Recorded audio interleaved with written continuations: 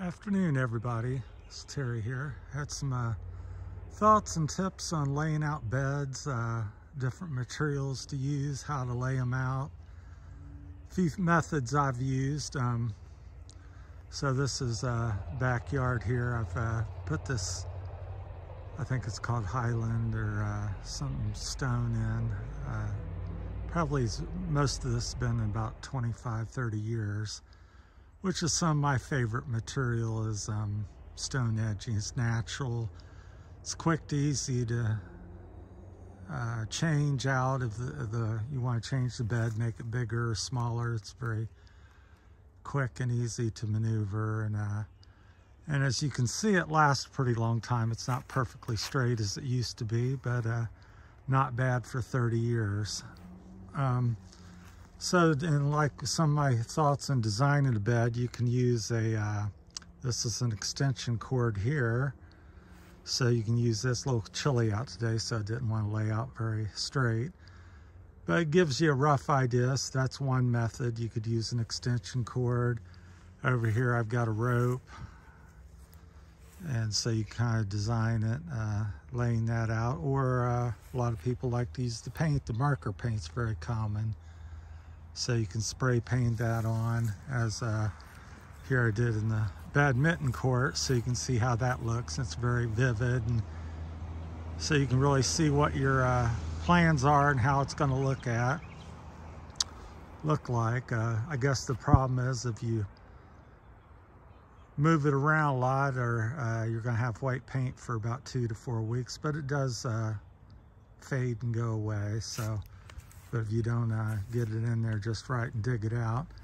Another way I've used that's very quick and easy, and you don't have to have any of these things with you, is get you a tool here, a shovel, and you can see where I've dug right here, and then I've just scratched in. And what I look for when laying out beds and so forth, I look for pleasing, curves in it, where it's not too sharper curves. It just gently curves. As you can see here, most of them's pretty gentle. And also, being a landscaper that does everything, cutting grass on full service here for 41 years, you want things to be easily cut. I look at when I lay stuff in. Sometimes people put really sharp bends or angles, and it forces you to get a smaller mower or the weed eater out and do extra work each week. So interested in gradual bends, nice arches that are easy to maintain and work with. And then also as you plant, like around houses and stuff, on corners and stuff, depends what plant you're putting in, you want to make your bed big enough to put that plant in, because if it's planted too close to the house or the edge of the bed, then it looks out of proportion as that grows, and then you have to change the bed. If it's too close to the house to plant, then you have to change, then you're wanting to pull out the bush or tree or cut that down because you planted it 5-10 years ago too close. So you want to keep these type of things in mind when you're doing laying in beds and stuff. So it's just a common mistake. Everybody seems to make them from time to time, where they place the plant wrong. It looked cute when it was little and looked like a good thing, and you put the bed, because way you lay out the bed, if you put the bed really close to the house and the corners and so forth, that will kind of make you think to plant the bush a little closer than you need, because it looks cute and it works right now, but you want to plan for 5 and 10 years out what things might look like, even further out, but because things do grow quite a bit once they get established. After the first 2 or 3 years, they really take off. I've even seen dwarf plants go pretty crazy. So these are some of the methods I've used. Garden hose, just anything. As I've gotten more experienced and stuff, I tend to use the shovel method a lot. As you can see, it's pretty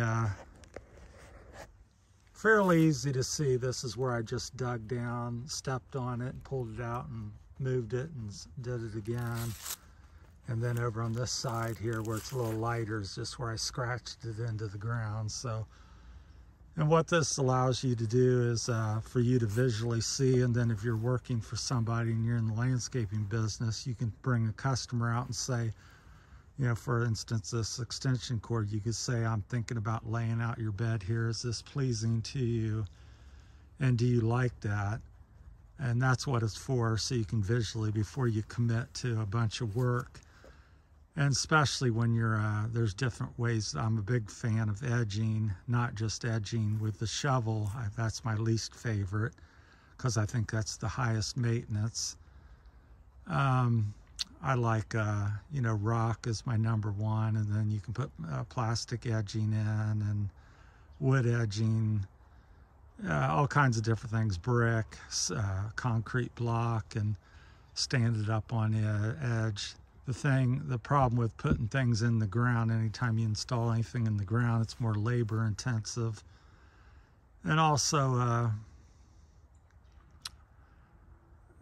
you know, there's more maintenance. Now, if you want to change the bed, like I said, the plants get a little too big or something and you need to change the bed, then you've got to pull out all the plastic edging or the rock or brick that you've incorporated in the ground, where this method that I've used was where you just put the straight edge towards the lawn side, even though it's not so straight anymore. Like I said, this has been in 20 to 35 years in spots.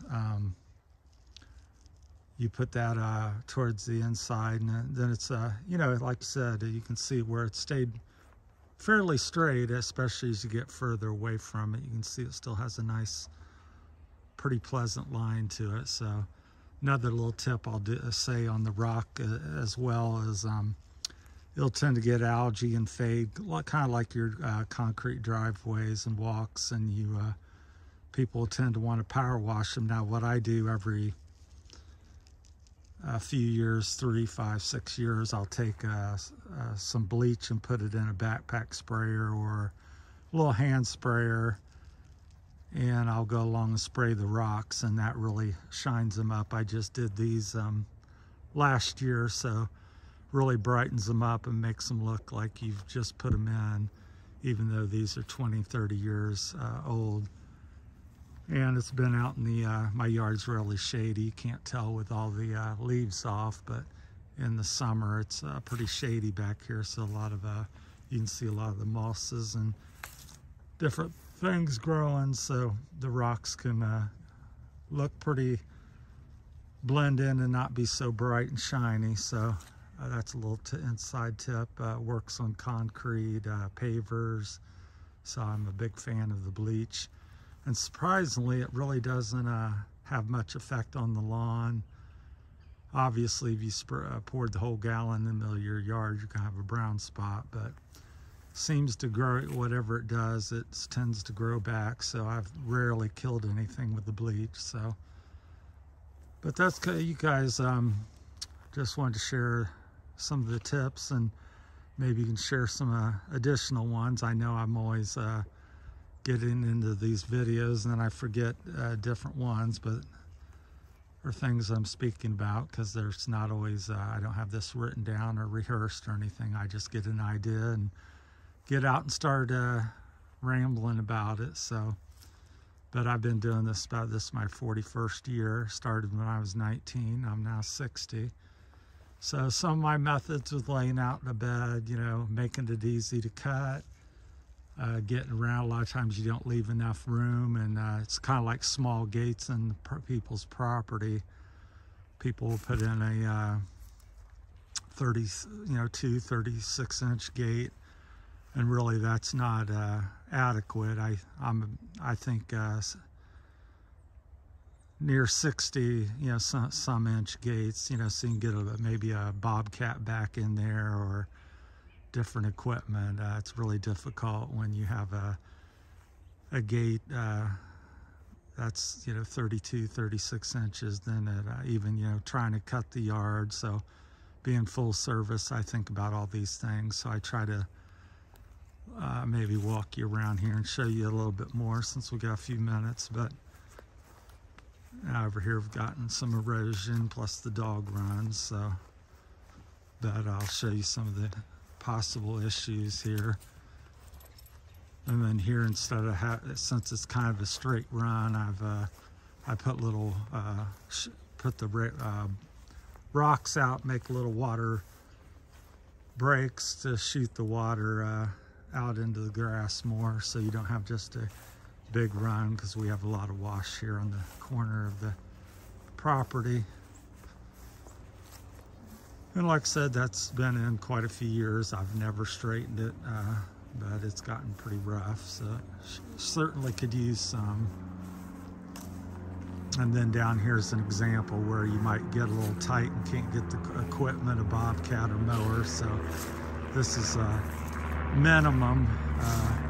I would say it's about the 55-inch gap there. So always be thinking about that when you're laying in beds and stuff. But really, I like the rock. I don't know if the camera catches it or everything, but you can kind of see how it really jumps out and brightens up the trees and highlights everything. And normally in the summer there's flowers and hostas around all these trees as well, so I just think it really adds a lot of beauty. It's expensive nowadays, but thing you got to keep in mind, it's a lifetime investment. So this rock here was with the house originally, and this house is 80 years old.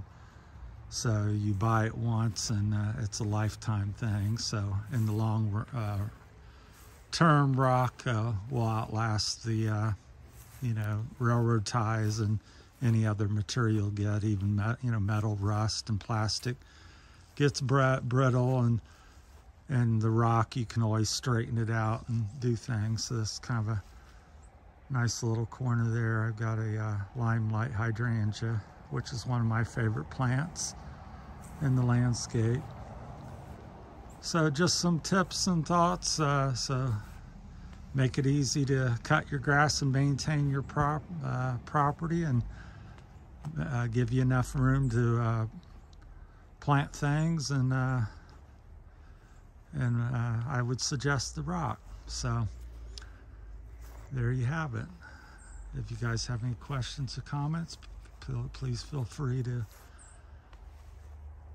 leave them, and I'll get back with you. So, well, that's it from the homestead, and hope everybody had a great weekend. It's supposed to rain tomorrow here in Ohio on Sunday, and today was beautiful. Overall, Thanksgiving was a great weekend. It's about 50 to 65 each day and sunny, and it's supposed to rain sometime after dark. So that's my time and some of my tips and thoughts on edging and